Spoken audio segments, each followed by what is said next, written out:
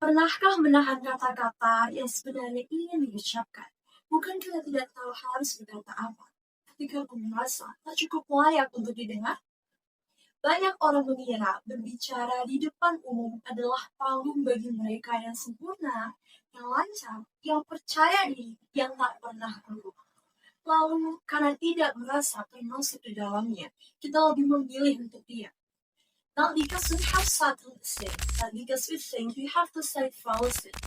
Mungkin bukan suara kita yang kurang kuat, tapi standar yang terlalu kaku soal bagaimana seharusnya sebuah suara terdengar. Saya ingat betul, dulu, bahkan sekadar mengangkat tangan di kelas saja rasanya berat.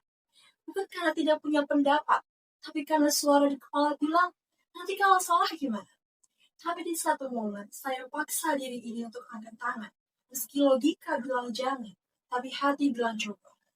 Dan waktu itu saya sadar, bahwa keberanian muncul bukan karena kita sudah siap, tapi karena kita berhenti menunggu siap. Menurut Carnegie Master di bukunya Sweet, ketakutan kita biasanya bukan karena kurang kemampuan, tapi karena takut dinilai dan tekanan untuk tampil sempurna. Clark Perry, seorang Carnegie Master mengatakan, it's not about big and rhetoric, but about building the confidence to communicate message that truly matter. Jadi public speaker itu bukan soal jadi pembicara hebat, tapi tentang dampak tanpa terjebak dengan standar kesempurnaan.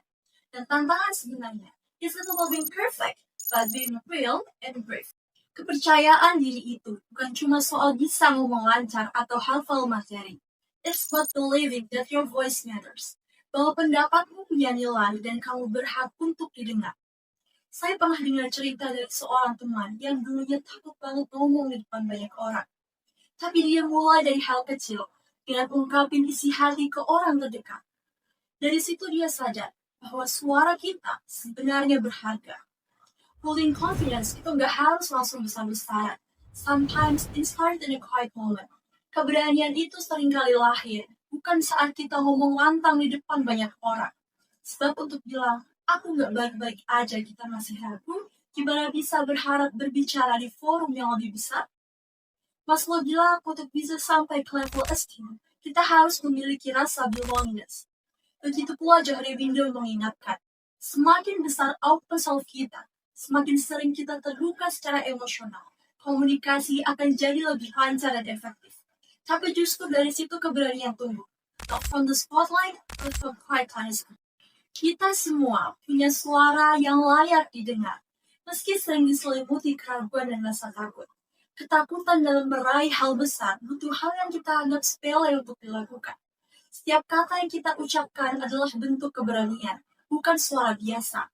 Dan setiap kita membuka suara, artinya kita juga mulai membuka kebebasan pada dunia maupun diri sendiri. Sebab keberanian itu bukan untuk jadi sempurna, tapi berani mulai dengan apa adanya. It's okay to not be perfect, but it's powerful to be real.